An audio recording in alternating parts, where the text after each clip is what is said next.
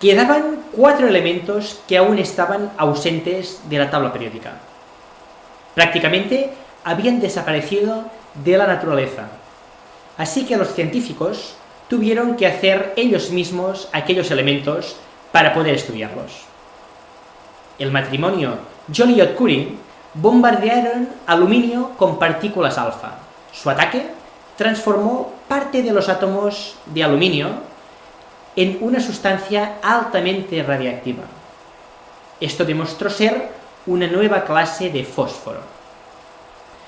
No era de extrañar que este fósforo no se presentase en la naturaleza. Su vida media era solo de 2 minutos y medio. A todos los efectos, los Joliot-Curie habían producido radiactividad artificial por primera vez. Ernest Orlando Lawrence fabricó en 1931 el ciclotrón, un energético acelerador de partículas. Permitió abrir los núcleos de cada átomo para añadirle partículas e incluso crear también partículas nuevas. El primer elemento producido de esta forma fue el perdido elemento número 43. Lawrence había bombardeado una muestra de molibdeno, elemento número 42, con protones acelerados en su ciclotrón. Finalmente, consiguió un poco de materia radiactiva, un elemento que se comportaba parecidamente al manganeso. Dado que el elemento número 43 que faltaba pertenece a una vacante en la tabla periódica, próximo al manganeso, estaban seguros que se trataba de ese. Pero resultó que el elemento número 43 tenía varios isótopos, y cosa rara, todos ellos eran radioactivos. Llamaron tecnecio al elemento número 43. El elemento 87 fue descubierto en 1939 entre los productos de la desintegración del actinio. El elemento se comportaba de igual forma que un metal alcalino y se denominó francio. Bombardeando bismuto con partículas alfa, se obtuvo el elemento 85. Se le denominó astato. Veamos pues un experimento con un elemento del mismo grupo del astato, el cloro. Además, con un buen consejo.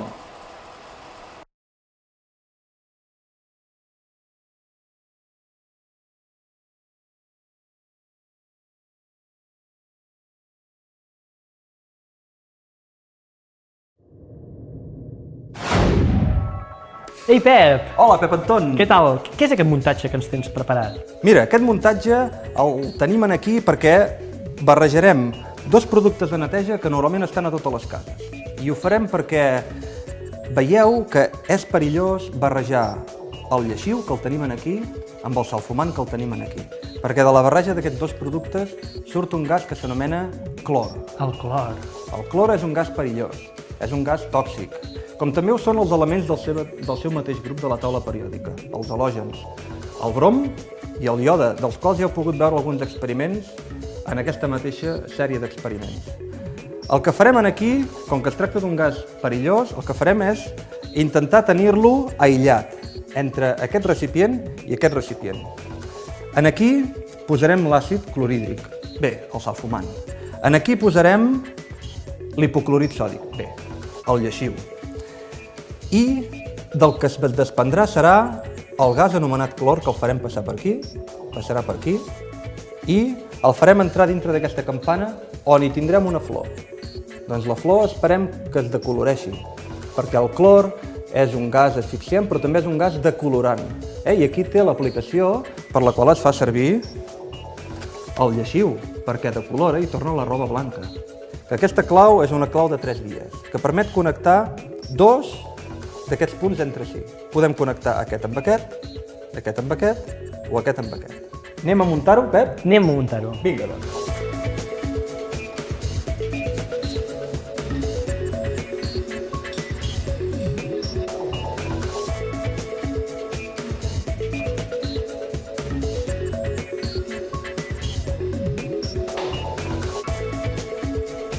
Ara, Pep, connectem el buit i xuclarem l'aire que hi ha aquí dintre. Començarem per aquí. Molt bé.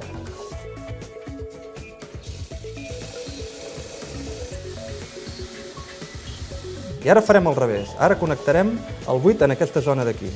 I quan veiem que bona part de l'aire ha marxat, després connectarem aquests dos entre si. Mira, veus? Ja està marxant l'aire que tenim a dintre. Sí. Molt bé. I ara obtindrem el clor. Bé, mira com es desprèn el gas, Pep Anton? Aquest gas és el clor. Aquest gas és el clor.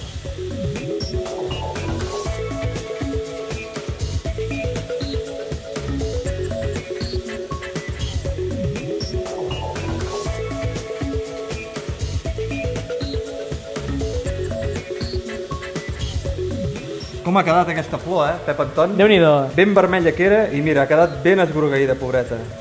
Recordeu que el clor l'hem obtingut a partir de dos productes de neteja que són a totes les cases. Vigileu de no barrejar-los.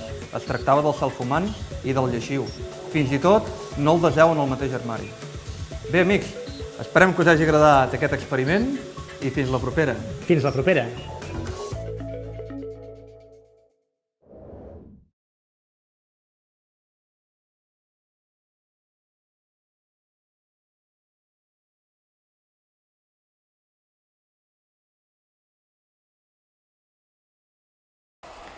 Aún faltaba por descubrir el elemento número 61.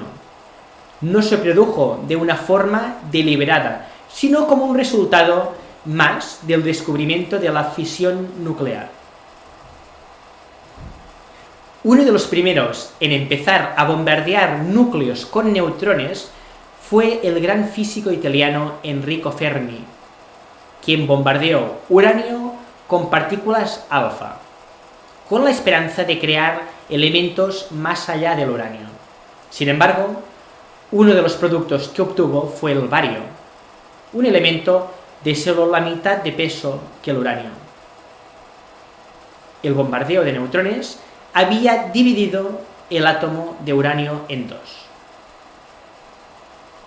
La fisión del uranio produjo docenas de diferentes productos, muchos de ellos nuevos isótopos que no habían sido conocidos anteriormente. Encontraron el elemento número 61 entre los productos de fisión. Lo llamaron promecio. Y así quedó cubierta el último hueco de la tabla periódica. Pero el promecio no constituyó el final de la búsqueda de los elementos. A fin de cuentas, el 92 no era el límite. Fermi pensó que había obtenido el elemento número 93. Lo denominó uranio X. No se había equivocado del todo. Su mezcla de productos del bombardeo del uranio incluía al elemento 93, aunque no pudo identificarlo. Si existía el elemento 93, ¿significaba esto que comenzaba una segunda serie de elementos de tierras raras, como las del lantano siguiente? Y si era así, el actinio, el torio, el proactinio, el uranio y el elemento 93 ¿serían todos metales de tierras raras?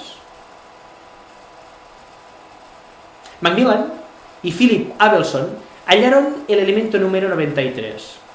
Macmillan lo llamó Neptunio, por Neptuno, el planeta más allá de Urano, del que el uranio había recibido su nombre.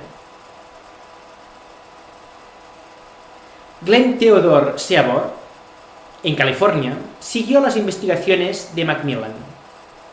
Seaborg muy pronto descubrió que el neptunio radioactivo daba origen a otro elemento nuevo, el número 94. Fue denominado plutonio. Tanto el neptunio como el plutonio se comportaban químicamente igual que las tierras raras. Debían ser una segunda serie de las tierras raras. Así, la primera serie, que empezaba con el lantano, se conoce como la serie de los lantánidos y la segunda como la de los actínidos. Si el neptunio y el plutonio podían fabricarse artificialmente, ¿por qué no producir más elementos transuránicos? Bajo la dirección de Seaborg, el grupo de California se estableció un programa sistemático para ver cuán lejos podían llegar. Bombardearon cada elemento transuránico sucesivamente, hasta formar otros con números atómicos superiores. El trabajo no resultaba sencillo y se hacía más difícil de un elemento a otro. Las vidas medias de los sucesivos elementos eran cada vez más y más cortas y por tanto resultaba cada vez más difícil recoger suficiente cantidad de cada elemento para poder fabricar el siguiente. Los siguientes elementos aparecieron tras explosión de la primera bomba de hidrógeno en 1952. En los restos de la explosión, los científicos detectaron trazas de lo que parecían ser los elementos 99 y 100. Dichos elementos fueron más tarde obtenidos en el laboratorio y anunciados en 1955. Con el descubrimiento del mendelevio, el novelio y el laurencio, se terminó la serie de tierras raras. Y este es el aspecto de la tabla periódica en aquel momento. Se conocían 103 elementos. Los científicos siguieron en busca del elemento 104, esperando confiadamente que se pareciese al hafnio, el primer elemento después de los lantánidos. Este fue, pues, el descubrimiento en 1974, en el Instituto Conjunto de Investigación Nuclear de Dubna, en la Unión Soviética. En este mismo centro se obtuvieron los elementos 105 y 106, y se propuso el método para la obtención del 107. Sin embargo, este elemento no fue sintetizado hasta unos años más tarde en el Centro Helmholtz para la investigación de iones pesados, en Darmstadt, Alemania. En el mismo centro se han sintetizado los elementos más pesados que completan los elementos de transición por debajo del hafnio y hasta por debajo del mercurio. Como puede verse en la tabla, estos elementos han sido obtenidos en los últimos 50 años. Sus nombres honoran los centros de investigación mencionados, como Dubnio y Darmstadtio, y científicos que han ido apareciendo en estos capítulos, como Copernicio o Borio. La tabla periódica se ha completado hasta el elemento 118, con los 6 elementos que van del 113 al 118, gracias a un potente acelerador de partículas que permite la obtención de elementos muy pesados. Este acelerador se encuentra en Dubna. A excepción del elemento 114, todos los demás elementos han sido descubiertos en el presente siglo. Por ello, algunos nombres no han sido aún aceptados por la IUPAC y figura su número en latín. Así queda la tabla periódica a principios del 2013, después de la reciente aceptación en mayo de 2012 de los nombres Fleborio y Livermorio para los elementos 114 y 116 respectivamente. Hemos visto que los elementos están hechos de protones, neutrones y electrones. Hace una generación, esto fue lo ofrecido como última respuesta a Thales, pero en los últimos 40 años, esta solución parece no ser tan clara. Se han descubierto unas 30 partículas subatómicas diferentes. que han recibido nombres como mesón, neutrino, K, lambda, sigma y xi. Así pues, Tales sigue aguardando respuesta a su pregunta. ¿De qué está hecho el universo?